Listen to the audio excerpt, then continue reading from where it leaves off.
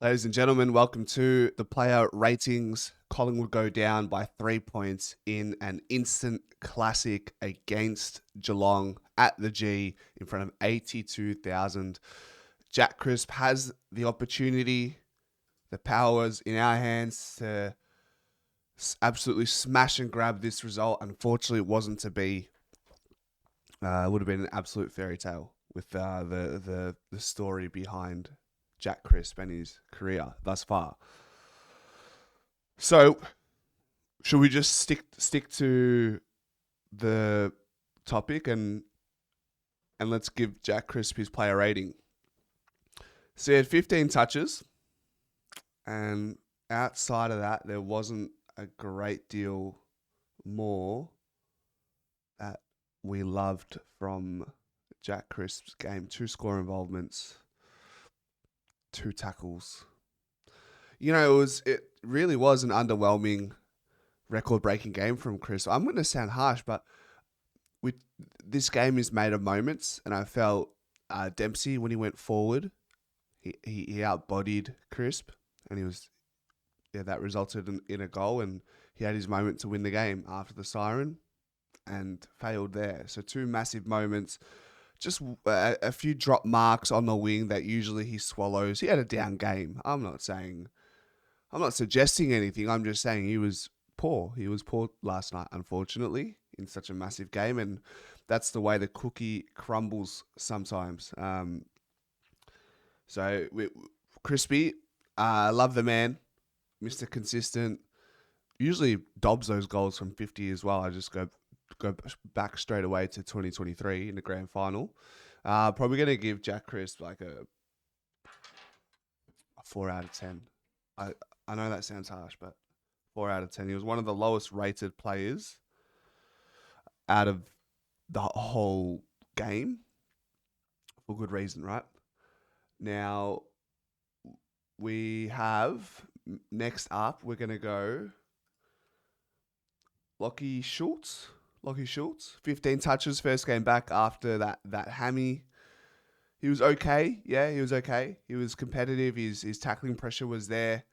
7 tackles. That's a massive return to be frank. There was a few times where Geelong looked like they were out from half back, and then you just see these high half forwards like Lachie Schultz just steamrolling through the corridor to apply a tackle, and that is Lachie Schultz 101. The only knock on his game, which is a big knock, is his goal kicking inaccuracies. 3 shots, 3 behinds. You could argue that one against Blitzarves wasn't touched and should have been counted as a goal. But it's just the inaccuracies. I don't know what's going on at the moment. We wasted all our good luck against Richmond in a freaking practice match, and now we can't kick straight to save our lives. We kick straight, we win this game. It's as simple as that. We were turning over the ball in their forward half for fun. Like, if you look at let's look at the game stats. I mean, they had us in a contested battle. That was probably largely due to that last quarter. I'd like to know what the differential was there. We controlled the game, had over 100 marks. They had 78, 30 shots to 23. Tackling pressure was there. Look, we scored 63 points from turnover, but it should have been much more than that, really. That's a good number, 63. If you score 63 points from turnover, that's a winning score in my opinion. Yeah, yeah. We got Dangerfield in the end. So Lachie Schultz, I do digress, but Lachie Schultz, I'm going to give Lachie Schultz he kicks straight. It's an easy 9 out of 10, but just because of the misses, I have to give him merely a pass mark, which is a 6 out of 10. A lot of people were talking about Beau McCreery from last night. 6 touches. It's just not a lot, is it? 6 touches. Anything else of note? What about his tackling pressure? 2 tackles, 17 pressure acts. It was just a lowly game from a high half forward who sometimes will be in the game, sometimes won't be. Last week, he was very quiet as well.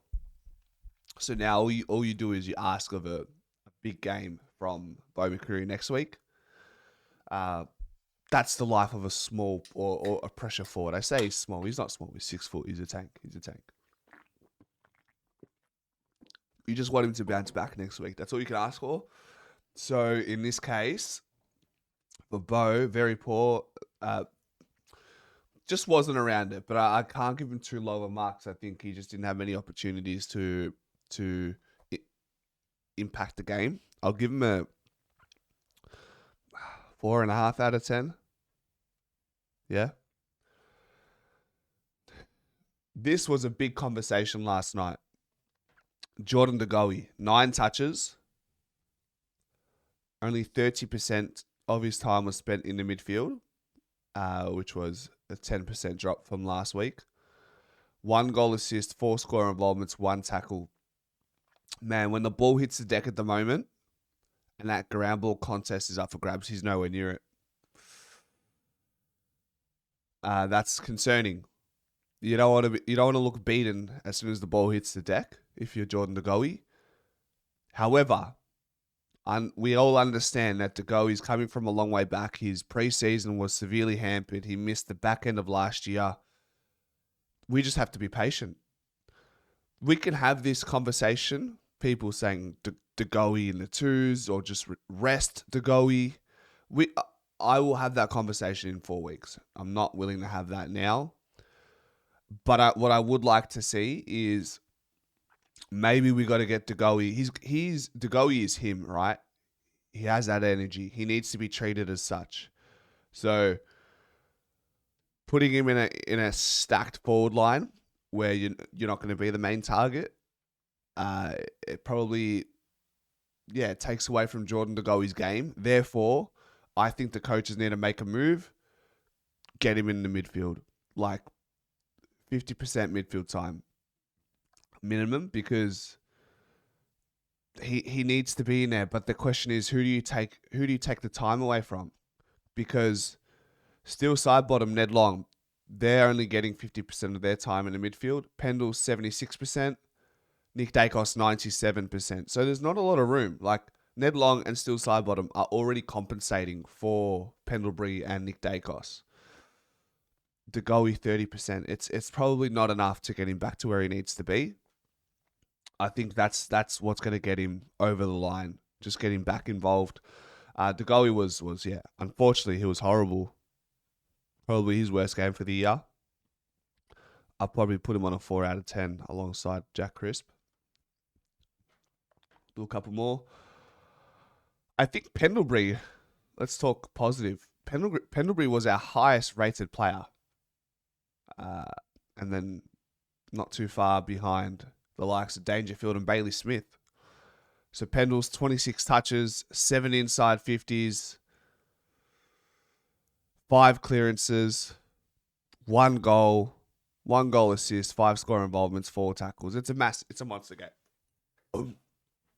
I think the kid in me, when he sold the candy inside 50, was like, you gotta go for goals here. But to have the temperance to know that someone just might be leading right in front of you for an easier shot in Tim Membry and acknowledging that and hitting that rather than going for glory. That's all you need to know about Scott Pendlebury, my friend, ladies and gentlemen. I don't know. He's defying the odds. Scott Pendlebury is just a dead set. It was a 9 out of 10 performance. There wasn't much more he could have done for the lads, you know. Next up, Harry Perryman. I thought this was definitely his best game. 17 touches, 11 intercept possessions, 5 intercept marks. Wow. Massive return. He was just very reliable. When we were under duress, he was there. 6 score involvements as well. 4 score launches due to his intercept marks and 3 tackles. Again, for me, this was his best game for the Pies. He was the 3rd highest rated player for Collingwood last night. Couldn't put a foot wrong, in my opinion. 88% disposal efficiency. Meters gained were a little bit low, 170. Okay, doesn't mean much to me. I mean, he was launching the ball and competitive at ground level. How many ground ball gets did he have? 6, which is pretty big for a defender. Dangerfield had bloody 11 ground ball gets. I think he had 7 in the last quarter alone. Anyways, Harry Perryman deserves, relative to his standards, I'm going to give Harry Perryman an 8.5. He was so reliable. Let's do maybe 2 more. Where are we at? 10 minutes? Okay, let's go. Who do we want to talk about?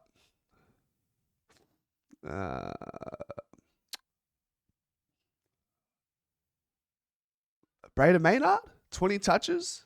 Had the job on Patrick Dangerfield. 20 touches, 17 kicks, 9 marks, no intercept marks, no contested marks. Just the 3 score involvements, 4 tackles. I thought he was valiant against Dangerfield. Unfortunately, Dangerfield put his bloody cape on in that last quarter, and not many people are going to be able to stop him. I said even the Big Show couldn't tackle fucking Patrick Dangerfield the way he was attacking the ball in that last quarter. It is what it is. But I am really liking Brayden Maynard's season to date. This is definitely his best season in a long while. It says he's only averaging 15 touches for the year, but he's sort of reminding me of the Brayden Maynard from, say, 2021, 2022. He's getting there. He's going to get that contract money. Although I think he probably lost more than he won against Dangerfield last night, I still give him the pass mark. I'm going to give him a 6.5 out of 10. Competitive, very competitive. And finally, let's do Darcy Moore. That's right. 8 touches. Okay. Coming back from that injury. 8 touches, 6 intercept possessions, 3 intercept marks, 2 contested marks. So he was okay. I think in a couple moments he was disappointing. He had a soft drop early in the game, went like the double flap. I don't know what this flapping about is from Darcy Moore. Like that shouldn't be in the defensive arsenal. That shouldn't be in your defensive bag. Flapping with 2 hands. I've never seen that. It's just, anyways. That resulted in a direct goal. I think that was one of the first 3 goals Geelong scored last night, and then just trying to tap the ball out to the boundary line. Instead, he taps it right back into the boundary, into the corridor, passes it to his old teammate Ollie Henry, who kicks the goal, and I think that's when they put us in front. In the moment, I thought Darcy could have tapped it back to rush it for a behind. You just look, it's a tale of 2 stories, right? Patrick Dangerfield, the captain for Geelong, look what he does when we need our skipper to stand up. And then you look at last night, in that last quarter, you look at our skipper, wasn't there when we needed him. Cost us brutally. Look, in the end, we're 6-2. We need these losses to keep us grounded, and that's all it is. What's important now is we go to Fremantle. We have a very mature response. We do what champion sides do. Geelong, champion side, disappointing loss against Carlton. They come back against Collingwood, backs against the wall. They beat us when they were ready to fall on their sword. We've got to do that going to Perth, 5-day break against Fremantle, who are easily the most disappointing performance they've had in a long, long time. They're going to come out fit and firing. They're going to want our head. Until next time, go Pies.